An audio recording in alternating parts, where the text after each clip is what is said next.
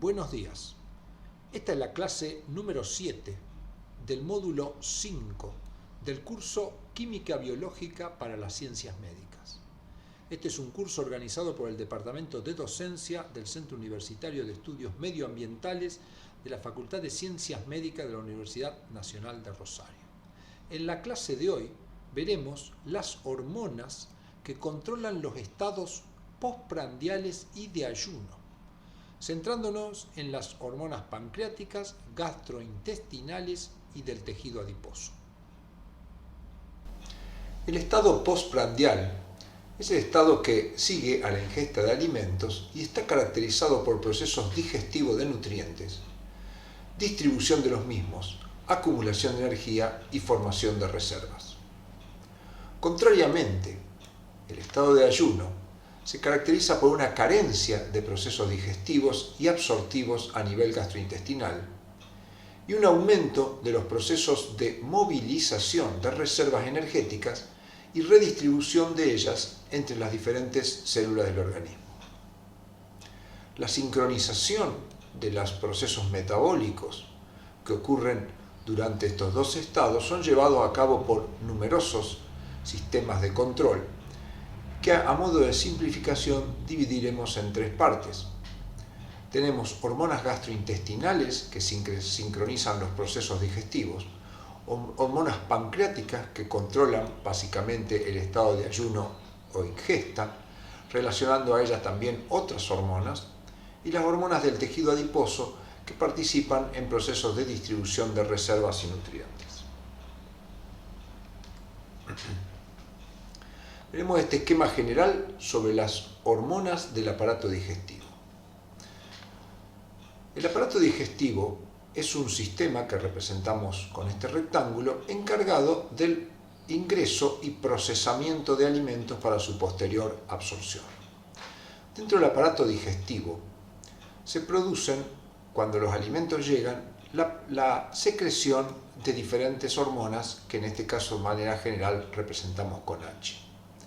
Estas hormonas tienen diversos mecanismos de control. Por un lado, estimulan al hígado para que produzca bilis, que contiene los ácidos biliares, que son moléculas esenciales para la digestión de los alimentos, en especial de origen lipídico. Por otro lado, las hormonas liberadas pueden tener mecanismos estimulatorios sobre la mucosa del intestino o sobre el páncreas exócrino, el cual va a secretar enzimas que van a actuar en los procesos digestivos. También estas hormonas van a actuar sobre el páncreas endocrino, quien va a secretar hormonas, y estas hormonas tendrán diversos efectos, especialmente aquellos que actúan regulando la distribución de los nutrientes absorbidos, básicamente como la glucosa, aminoácidos y ácidos grasos, que se van a distribuir básicamente en el tejido adiposo, músculo e hígado. Por otra parte, las hormonas del aparato digestivo también pueden controlar los centros de la saciedad y el hambre a nivel del sistema nervioso y producir procesos inhibitorios sobre el aparato digestivo, como ser, por ejemplo, el vaciado de ciertos sectores o estimular, por ejemplo, la motilidad y el flujo sanguíneo. El tejido adiposo, por su parte, no es solo un tejido de reserva, sino que es capaz de producir hormonas que tienen diversos efectos, como por ejemplo controlar las hormonas del páncreas endocrino. El sistema nervioso, como dijimos recientemente, tiene centros del apetito, de la saciedad, va a secretar hormonas que de alguna manera van a controlar el proceso de ingesta e ingreso de alimentos al aparato digestivo. Veremos ahora en detalle cada uno de los sectores. ¿Qué ocurre a nivel del estómago? El rectángulo celeste representa el estómago. Cuando ingresan alimentos tenemos varias acciones. Por un lado, el ingreso de alimentos va a producir distensión de la pared y el vaciado de los productos de la digestión de los alimentos va a producir contracción. Ante la distensión se liberan hormonas como la hovestatina, cuya función principal es inhibir el vaciado y por el otro lado inhibir los centros del apetito. De esta manera la ingesta va a ser reducida. Y por otro lado, el estómago va a evitar el pasaje hacia los sectores posteriores para producir la digestión. Cuando se haya producido la digestión, en general va a haber un vaciado y eso va a llevar a la contracción. La contracción del estómago va a producir la liberación de hormonas como la grelina, cuya función principal es estimular los centros del apetito, que ante el vaciado del estómago es razonable que vuelva a prepararse para el ingreso de nuevos alimentos. Por otro lado, la llegada de alimentos, especialmente las proteínas,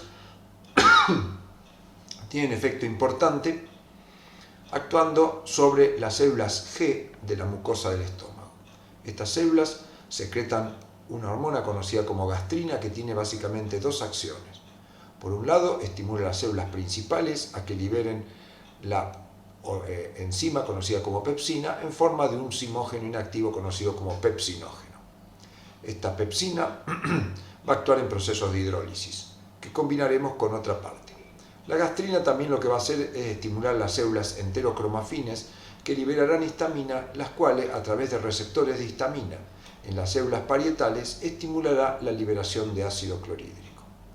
La acción de la pepsina, producida por las células principales, y del ácido clorhídrico, producido por las células parietales, actúan sobre las proteínas. El ácido clorhídrico favorece la desnaturalización de las proteínas y la pepsina la hidrólisis, con lo cual las proteínas se transformarán en péptidos y aminoácidos. El descenso del contenido hará que se libere menos gastrina y a su vez menos enzima y ácido clorhídrico. Esto producirá la hidrólisis entonces y luego se producirá el vaciado del estómago. El vaciado gástrico, como vimos recién, va a pasar a los sectores posteriores, constituyendo lo que se llama el quimoácido, que pasa básicamente al duodeno. Este quimoácido, acompañado de proteínas, de lípidos y de carbohidratos que no han sido digeridos, tendrán efectos sobre la pared para regular la liberación de hormonas que controlen la digestión. Por un lado, la llegada del quimoácido va a tener acción sobre diferentes sectores. Una de las acciones es sobre las células S y sobre las células I. Las células S producen secretina y las células I colecistoquinina. La secretina va a actuar sobre el páncreas exócrino, estimulando la liberación de un jugo pancreático rico en bicarbonato, cuya acción va a ser básicamente neutralizar el pH ácido del contenido gástrico que pasó al duodeno. Por el otro lado, las células I que producen colecistoquinina tienen dos acciones. Sobre el páncreas exócrino estimula la liberación de enzimas que van a ser encargadas de la digestión, tanto de proteínas, de glúcidos como de lípidos. Y por otro lado, la colecistoquinina estimula la secreción de bilis, que es rica en ácidos biliares y que va a participar en los procesos de digestión, colaborando la acción de la lipasa, que es la enzima que actúa sobre los triglicéridos. La acción de las enzimas sobre los contenidos del duodeno va a llevar a la producción de diferentes compuestos. Por un lado, los lípidos se van a transformar en ácidos grasos y glicerol, que van a ser absorbidos y transportados a la sangre. Por el otro lado, las proteínas van a ser transformadas en aminoácidos y los carbohidratos van a ser transformados en monosacáridos. Los aminoácidos tienen acción estimuladora sobre las células L, que producirán a partir del proglucagón una serie de proteínas como la oxintomodulina, glicentina y el GLP-1, que cada uno de ellos tiene diferentes acciones. Glicentina y oxintomodulina básicamente van a inhibir los centros del apetito, mientras que el GLP-1, conocido como incretina, va a tener un efecto sobre el páncreas endocrino, que a su vez, como vimos, es estimulado por con los nutrientes absorbidos. El GLP-1 va a estimular la liberación de insulina y bloquear la producción de glucagón. La insulina participará en el proceso de distribución de los nutrientes en esta etapa postprandial. A su vez, el páncreas produce otras proteínas como la amilina y el péptido I. Muy bien, otras hormonas gastrointestinales, como por ejemplo el BIP, que es producido por algunas células del duodeno y que actúan sobre la motilidad y el flujo sanguíneo, lo mismo que la motilina. Veamos las hormonas producidas por el tejido adiposo. Las hormonas producidas por el tejido adiposo, primero las nombraremos. Tenemos las que trataremos: la resistina, la adiponectina y la leptina. El tejido adiposo, como sabemos, es un tejido de reserva, básicamente de triacilgliceroles. Los triacilgliceroles se forman básicamente por la llegada de triacilglicéridos desde el intestino, absorbidos luego de la alimentación, o bien por la conversión por vías metabólicas a partir de la glucosa. La cantidad de leptina producida es proporcional a la cantidad de tejido adiposo que tenemos y es controlada básicamente por la insulina. La insulina lo que hace es estimular la producción de leptina, que también depende, como dijimos, de la cantidad de tejido adiposo. Esta leptina tiene varios efectos. Por un lado, estimula una proteína llamada termogenina que produce un desacople entre la cadena respiratoria y la fosforilación oxidativa, aumentando la liberación como calor. Por otro lado, la leptina estimula la producción de hormona de crecimiento a partir del sistema nervioso, la que tiene acción estimulatoria sobre la lipólisis, degradando triglicéridos y liberando ácidos grasos libres a la sangre. Por otro lado, inhibe en el sistema nervioso la producción del neuropéptido I, que es un estimulador de los centros del apetito. Y por otro lado, inhibe la expresión del factor transcripcional, papar gamma, que estimula la liberación de diferenciación de adipocitos. Como podemos ver, en todos los casos, la leptina se opone al crecimiento del tejido adiposo. Por un lado, estimula la lipólisis, por el otro lado, desacopla la cadena respiratoria, produciendo mayor consumo de triglicéridos. Por otro lado, inhibe los centros del apetito, conduciendo a una menor incorporación de moléculas como triglicéridos dentro del tejido adiposo, y por otro lado, inhibe la diferenciación. Otras dos que estudiaremos son la resistina y la adiponectina. La resistina, básicamente, como el nombre lo dice, aumenta la resistencia de los tejidos a la insulina. Por un lado, inhibe la acción de la insulina sobre los receptores de insulina a nivel básicamente del músculo y del tejido adiposo. La adiponectina, por otra parte, el efecto que tiene es contrario y es estimular la acción de la insulina sobre los tejidos como el músculo y el tejido adiposo. Pasemos a ver las hormonas pancreáticas. Como vimos, las hormonas producidas por el páncreas endocrino básicamente son dos: la insulina y el glucagón, que son las más importantes. La insulina se va a liberar en la etapa postprandial, cuando hay un aumento de moléculas absorbidas, fundamentalmente de glucosa, mientras que el glucagón se va a activar en las etapas de ayuno, cuando la glucosa sanguínea tiende a bajar. La secreción de estas hormonas, además de ser controlada básicamente por la glucemia, también son controladas por péptidos como el GLP-1, que estimula la insulina e inhibe el glucagón, y la somatostatina, que es producida por las células también de los islotes de Langerhans y que inhibe la producción de ambas. El páncreas endocrino, a su vez, produce otras hormonas como la amilina y el péptido pancreático I, que tienen efectos inhibitorios sobre los centros del apetito. Concentraremos entonces básicamente en insulina y glucagón. La insulina, como vemos acá, es una proteína formada por dos cadenas, una cadena beta de 30 aminoácidos y una cadena alfa de 21, unidos por puentes disulfuro. Esta proteína se sintetiza a partir de una proteína mayor conocida como proinsulina, a la cual se le elimina una fracción conocida como péptido C. A su vez, la proinsulina se sintetiza a partir de la preproinsulina, que tiene, además del péptido C, un péptido señal. La insulina es una proteína de aproximadamente 50 aminoácidos, entonces, con dos cadenas polipeptídicas, pero originadas a partir del mismo gen. El glucagón, por su parte, es una proteína de 20 aminoácidos que se genera a partir del proglucagón, que es un precursor que no solo da origen al glucagón, sino que da origen a otras proteínas que hemos mencionado como la glicentina, el GLP-1 y la oxintomodulina. Como vimos, glicentina y oxintomodulina tenían acción inhibitoria sobre los centros del apetito. GLP-1 estimulaba la secreción de insulina e inhibía la de glucagón. Para entender el mecanismo de acción de las hormonas que controlan la glucemia, básicamente la insulina y el glucagón, y los estados de ayuno y postprandiales, es importante recordar los diferentes transportadores de glucosa que existen en la célula.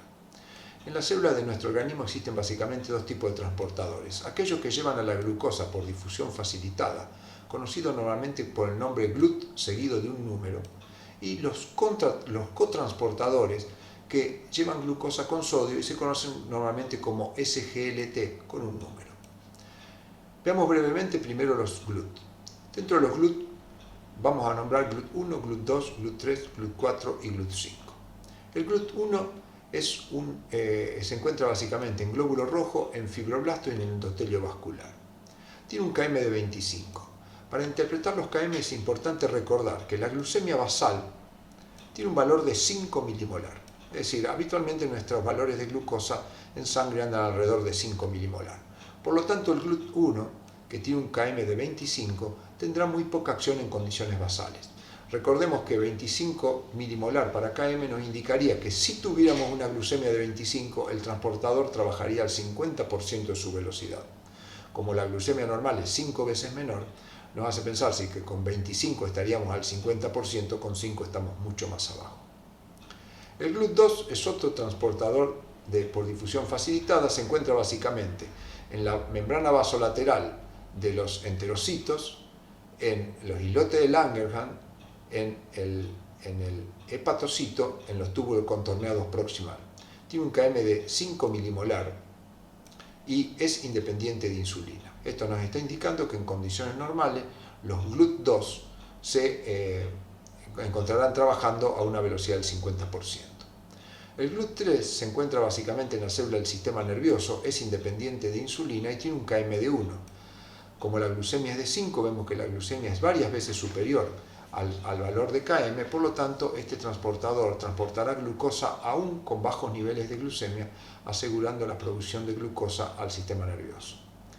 Los GLUT4 tienen un km de 5, es decir, trabajan a un 50% en condiciones normales, pero son dependientes de insulina y se expresan cuando la insulina actúa sobre los tejidos. Y el GLUT5 es un transportador de fructosa. Dentro de los SGLT, el más importante es el SGLT1, que lleva glucosa cotransportada con sodio y se encuentra básicamente en la membrana apical del enterocito y en la membrana también de los túbulos contorneados renales. Veamos cómo se produce la secreción de insulina. La insulina, como dijimos, es producida por las células beta de los islotes de Langerhans del páncreas y tiene, como dijimos, transportadores de tipo GLUT2 con 5 milimolar. En condiciones normales la glucemia es 5 milimolar, pero luego de la ingesta de alimentos esta glucemia puede subir. Como este transportador tiene 5 milimolar, la glucosa va a ingresar con bastante facilidad y va a ser metabolizada, contando también que tiene glucoquinasa con un km de 5 milimolar, lo que permite su rápida metabolización. Esto va a aumentar los niveles de ATP y al aumentar los niveles de ATP hay canales de potasio que son inhibidos por ATP. Al inhibirse los canales de potasio, el potasio va a salir menos. Recordemos que la salida de potasio hiperpolariza a la célula, por lo tanto, si este canal se inhibe, va a existir una hipopolarización que va a afectar canales de calcio, voltaje dependiente, aumentando la entrada de calcio. Esta entrada de calcio estimula la fusión de vesículas que contienen insulina y el péptido C, que ya hemos visto, y esto va a producir la secreción. Cuando se produce la secreción de insulina en cantidad equimolar, se produce la producción de péptido C. Como vimos, esta producción a su vez es estimulada con la llegada de alimentos y la liberación de incretinas como el GLP-1 que lo estimula. Los estímulos de secreción de insulina también pueden venir por otra vía. La glucosa puede estimular procesos de transcripción y traducción que producen la secreción de insulina y también algunas acciones de otros receptores mediados por GS y GQ que aumentan el calcio y el AMP cíclico. Algunas hormonas como la adrenalina, por ejemplo, actuando a través de receptores de tipo alfa, inhibe la producción de AMP cíclico y tiene un efecto inhibitorio en la producción de insulina. La insulina, una vez secretada, da efecto a nivel de los tejidos blancos, especialmente el músculo y el tejido adiposo. Este receptor es generado a partir de una cadena polipeptídica y sufre la eliminación de un sector, por lo tanto tiene dos cadenas provenientes de la misma proteína, unidas por puente disulfuro. Cuando la insulina se une al receptor en el dominio extracelular, esto produce modificaciones en el dominio intramembrana que estimula una tirosinquinasa que va a producir la fosforilación de diversas tirosinas. Por un lado, se va a fosforilar residuos que van a favorecer la ubiquitinación y la degradación en proteosomas, como era de esperar, tratando de poner un mecanismo de regulación negativo a la acción de la insulina sobre el receptor. Pero por el otro lado, se van a unir proteínas y activar proteínas como el sustrato del receptor de insulina 1 y otras proteínas como SHC1, STATB5 y SOCS3, que tienen diversas acciones. Por un lado, la unión al sustrato receptor de insulina va a activar la fosfatidinoinositol 3 quinasa, que va a activar una proteína conocida como PKB o AKT, que es encargada de llevar adelante las acciones de la insulina. Pero a su vez AKT tiene efectos estimulador de mTOR, que es la que va a estimular la síntesis proteica y un metabolismo integrado. A su vez mTOR estimula la proteína GRB100, que tiene efecto estimulador del proceso de ubiquitinación e inhibidor de la unión de las proteínas que activan, de manera de que existe a través de GRB10 un mecanismo que pone freno o limitación a los efectos de la insulina. Por el otro lado también se produce la unión de GRB2 y SOS, y este dímero lo que hace es activar a la proteína RAS, que una vez activada desencadenará otra vía de señalización que terminarán actuando, estimulando la síntesis de proteínas específicas para la acción de la insulina. El mecanismo de acción de la insulina es muy estudiado y es muy complejo. Como vimos recién, la insulina se une al receptor, produce fosforilación del receptor, y al producir fosforilación del receptor se fosforila el sustrato receptor de insulina.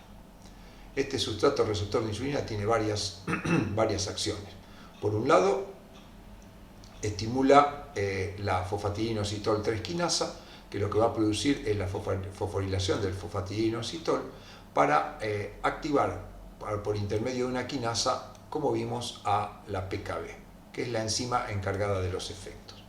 Esta PKB, por un lado, estimula mTOR, que es la encargada de activar GRB10, que va a hacer básicamente dos cosas: bloquear el efecto activador del sustrato receptor y, por otro lado, activar la proteína NET4, que produce efecto de ubiquitinación del receptor.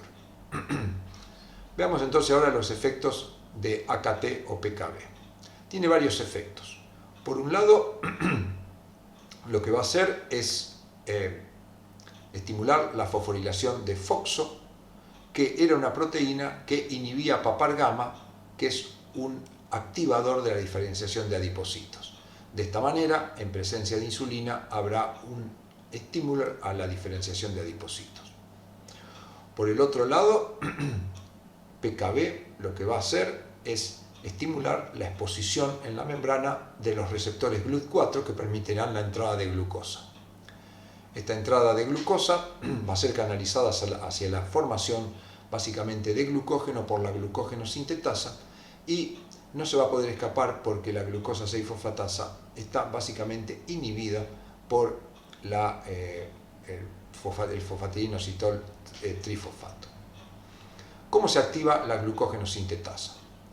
Como hemos visto, básicamente AKT lo que va a hacer es, por un lado, favorecer la fosforilación de la glucógeno sintetasa quinasa 3, que lo que hace es fosforilar un inhibidor que era el que inhibía la activación de la glucógeno sintetasa.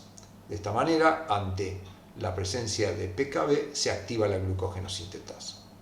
Por otro lado, la glucógeno sintetasa 3, que era un inhibidor de la citratoliasa, y al estar en presencia de PKB, esta proteína se fosforila, deja de inhibir la citratoliasa, y de esta manera el acetil-CoA puede ser llevado nuevamente al citosol, transformarse en malonil-CoA y producir la síntesis de ácidos grasos. La síntesis de ácidos grasos y de triglicéridos es favorecido también por la acción de PKB sobre la quinasa dependiente de AMP. PKB inhibe esta quinasa, que era la encargada de fosforilar a la proteína unidora de elementos de respuesta a carbohidrato. Por lo tanto, al estar inhibida esta quinasa, los elementos de respuesta a carbohidrato quedan sin fosforilar y tienen una acción estimulando básicamente la aciltransferasa, que es la enzima encargada de transformar los ácidos grasos en triacilgliceroles. También PKB lo que tiene es un mecanismo inhibitorio sobre la glucógenolisis. Estimula la fosfodiesterasa, con lo cual baja los niveles de AMP cíclico. Recordemos que los niveles de AMP cíclico tienen un efecto estimulador sobre la degradación de glucógeno. Al actuar sobre la fosfodiesterasa e inactivar el AMP cíclico, todo este efecto estimulador no ocurre y por lo tanto no se degrada el glucógeno. Por el otro lado, como vimos, se sintetizaba. El mecanismo de acción del glucagón también lo hace a través de receptores de membrana, básicamente a nivel del hígado y del tejido adiposo. Actúa a través de receptores asociados a proteínas G triméricas, que cuando se unen, la proteína alfa se une a GTP y tiene una acción estimulatoria sobre la adenilato ciclasa, produciendo un aumento de los niveles de AMP cíclico y una activación de la proteína PKA. Esta proteína PKA, por un lado, estimula una fosforilasa quinasa, que estimula por fosforilación a la fosforilasa, con lo cual esto va a producir la degradación de glucógeno hasta glucosa 6-fosfato y la liberación como glucosa a nivel del hepatocito. Por otro lado, la PKA fosforila una proteína bifuncional, que es la fosfofructoquinasa fructosa bifosfatasa, que en el estado fosforilado tiene básicamente una acción de actuar como fosfatasa, que vemos acá en verde, desfosforilando a la fructosa 2,6-difosfato hasta fructosa 6-fosfato. De esta manera, la fructosa 6-fosfato se transforma luego en fructosa 1,6-bifosfato y puede ser transformado en glucosa 6-fosfato para producir glucosa. Por el otro lado, el proceso, digamos, de activación de la quinasa, de la actividad de quinasa, es básicamente estimulado por la insulina, que en estos momentos no se halla presente. Por lo tanto, ante la acción del glucagón tenemos básicamente dos efectos. Por un lado, activación de la degradación de glucógeno con producción de glucosa 6-fosfato, y por el otro lado tenemos el efecto estimulador de la formación de glucosa por gluconeogénesis. Acá debemos recordar el regulador alostérico, fructosa 2,6-difosfato, tiene una acción inhibitoria de la gluconeogénesis, es decir, de la enzima fructosa bifosfatasa, que transforma a la fructosa 1,6 en fructosa 6-fosfato, y por el otro lado tiene un efecto estimulador del proceso contrario. Como en esta circunstancia la actividad que está estimulada en la bifosfatasa, no tenemos presente esta molécula, sino que tenemos presente esta, y por lo tanto no existe inhibición de esta vía ni activación de esta. Por lo tanto, al no haber activación, esta vía se frena y la que se encuentra activada es la gluconeogénesis. Así, la insulina tiene efectos estimulador. Ante la acción de la insulina se estimula la vía glucolítica, que genera piruvato, y la descarboxilación oxidativa, que genera acetil-CoA, lo que por el aporte de sustrato va a producir aumento de la producción del ciclo de Krebs y generación de ATP. Por el otro lado, también se estimula la vía de las pentosas, que producen NADPH. La mayor cantidad de ATP, la mayor cantidad de NADPH y el aumento del acetil-CoA potencian la síntesis de ácidos grasos y la síntesis de triglicéridos. Por el otro lado, tenemos también un estímulo, como vimos, de la glucógenogénesis para la formación de glucógeno. Estando inhibida en presencia de insulina, la degradación de glucógeno, la síntesis de glucosa, la degradación de lípidos, la beta-oxidación y la cetogénesis. De esta manera, en presencia de insulina, tenemos un catabolismo de la glucosa aumentado que se canaliza hacia la formación de triglicéridos, hacia los depósitos de glucógeno. Y también la insulina tiene un estímulo del aprovechamiento de aminoácidos para la síntesis proteica. En presencia de glucagón existen los efectos contrarios. En rojo vemos las vías inhibidas y en presencia de glucagón lo que tenemos es un estímulo de la glucogenólisis, como vimos recién, que produce glucosa y que puede brindar glucosa a la sangre. Por el otro lado tenemos una estimulación de los procesos de gluconeogénesis, que también va a producir más glucosa, y un aumento de la lipólisis con producción de ácidos grasos, aumento de beta-oxidación y producción de acetil-CoA para el ciclo de Krebs.